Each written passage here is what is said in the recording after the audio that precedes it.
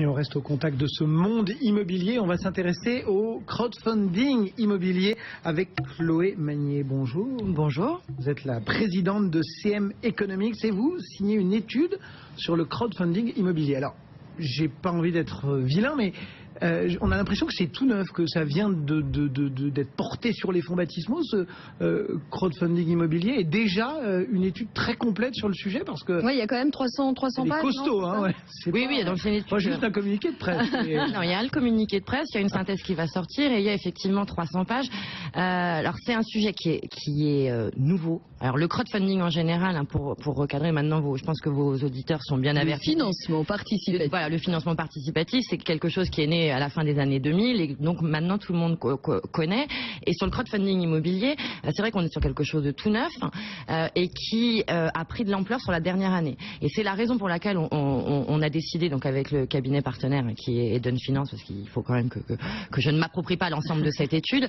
Lorsqu'on a initié ce projet, on était à un moment où donc les plateformes de crowdfunding s'étaient particulièrement développées et où on voyait apparaître un certain nombre de plateformes, elles, visant le marché de l'immobilier. Et économiquement, ce qui nous a frappé, c'était le nombre à laquelle se multipliait le nombre de plateformes, l'ensemble des projets qui pouvaient être financés par ce type, par ces plateformes de crowdfunding immobilier, et surtout parce que ça ne justifiait pas en soi de faire une étude, mais beaucoup de questions qui se posaient, et notamment, et les médias s'en faisaient écho, on alertait aussi sur les risques potentiels, qu'est-ce que c'était, et pourquoi, parce que bon, c'est aussi le sujet, on est sur deux problématiques économiques essentielles, c'est d'un côté donc le crowdfunding dont on attend qu'il soit un relais et une alternative au financement classique, et de l'autre côté le secteur de l'immobilier, comme vous le dites, on est sur un secteur, plus de 2 millions d'emplois, des pénuries de logements et inversement, et je m'arrête, du côté des investisseurs, le placement préféré des Français. Vous dites la vitesse extraordinaire à laquelle se multipliaient ces sites. Ça représente quel montant le crowdfunding immobilier? Oui, parce qu'on a tendance à imaginer des chiffres faramineux, mais en fait, je crois que votre étude... Alors, pas du tout. Alors, justement, je vais vous donner les chiffres, effectivement, en niveau, mais il va falloir les apprécier en tendance. Alors, en niveau, aujourd'hui, alors l'étude s'arrête à fin, les statistiques sur 2015, c'est fin septembre 2015. C'est globalement 38 millions levés par les plateformes de crowdfunding dans l'immobilier. Ouais, donc une goutte d'eau a priori. Une goutte d'eau a priori, si je compare ça, je vais vous donner juste un chiffre, si on regarde le financement qui est apporté par les banques aux promoteurs immobiliers, c'est 40 milliards. Et si je regarde maintenant du côté des investissements et que je regarde les encours aujourd'hui de SCPI, c'est 30 milliards. Donc mes 38 millions, nos 38 millions, c'est rien. En revanche, ce qui est important, c'est de voir que ces montants ont été multipliés par 10 au cours de l'année. Ah, il y a un vrai boom, quoi. Donc il y a un vrai boom et ça suscite un certain nombre de questions et on voit que les investisseurs et les particuliers français, il suffit de se balader aussi sur les sites et regarder les blogs ou les questions-réponses. Il y a une demande très forte. Je ne donnerai pas de nom de plateforme, mais sur certaines, les internautes disent mais il n'y a pas assez de projets, on veut en financer plus.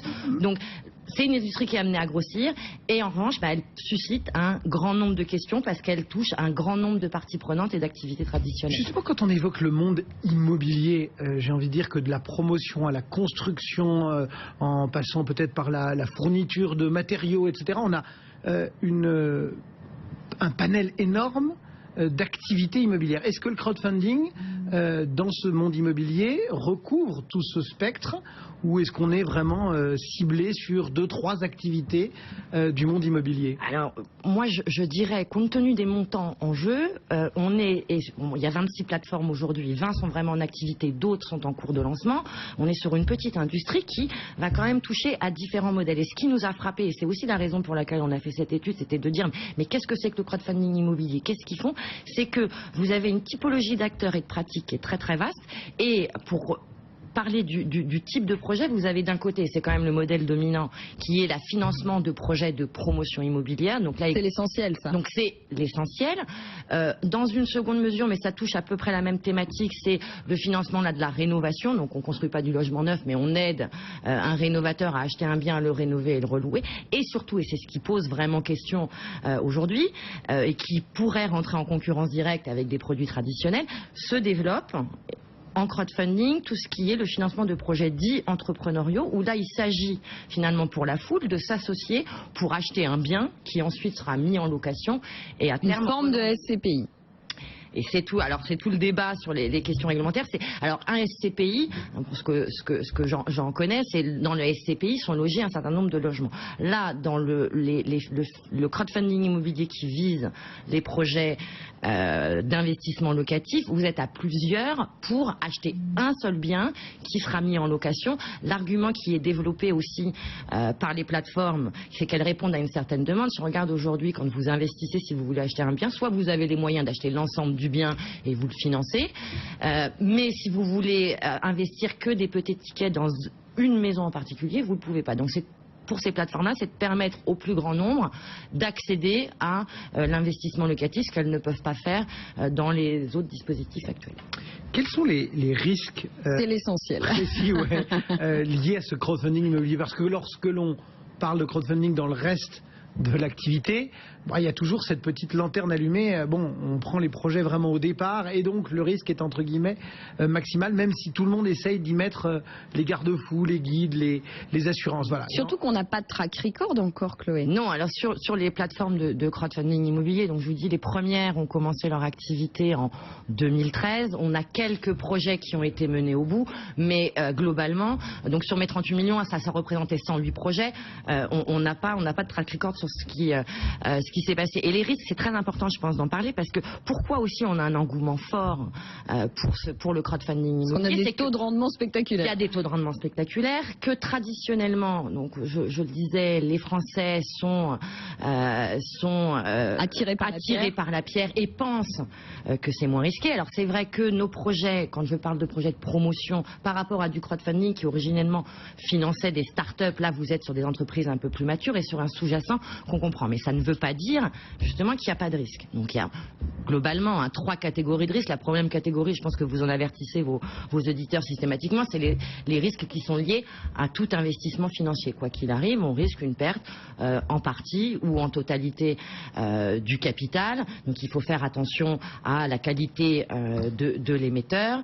Il faut faire attention, et c'est aussi assez important dans le cadre du crowdfunding immobilier, c'est que là vous êtes sur du non-coté. Donc est-ce que vous allez avoir la capacité à revendre ou pas le bien dans le support financier dans lequel vous avez investi. Donc bon, ça c'est les risques traditionnels de l'investissement financier. Après, vous avez des risques spécifiques qui sont liés là aux plateformes de crowdfunding. En elle-même, la plateforme, qu'est-ce qu'elle fait? Elle trouve des projets et elle doit trouver la foule qui va investir dedans. Et on se dit, il peut y avoir un biais aussi, parce qu'elle se rémunère. Le modèle d'une plateforme de crowdfunding, c'est de se rémunérer. Elle est rémunérée si l'opération se fait. Donc le risque lié à la plateforme en elle-même serait qu'il y ait un biais en faveur du projet et que vous investissiez, que la mariée soit un peu trop belle et que vous investissiez dans quelque chose qui n'est pas de la qualité qui est annoncée. Vous avez aussi, en termes de plateforme, un risque là qui est technologique. Puisque tout se passe sur Internet, il peut y avoir des risques de fraude ou de cyberattaque. Et puis enfin, dernière catégorie, les risques spécifiques liés au marché de l'immobilier qu'il faut bien avoir. Oui, ça c'est micro et macroéconomique. Vous nous avez fait part juste au début de l'extraordinaire accélération du phénomène. Les perspectives, vous arrivez à les voir, à les cibler, ou on est un petit peu dans le flou justement de ce développement exponentiel? Alors ce que je dirais, c'est qu'en un an, donc, il y a un an on avait 4-5 plateformes, aujourd'hui on en a 26, mais le mouvement de création de plateformes se limite. Je pense que l'ensemble des conditions est fait parce que le sujet, pour que ce phénomène prenne de l'ampleur. Moi ce que je vois en termes de perspective et surtout en termes d'enjeux, c'est que pour le moment on est sur une industrie qui est très jeune, qui est très hétérogène. Il y a des problématiques réglementaires fortes autour de l'encadrement du crowdfunding immobilier.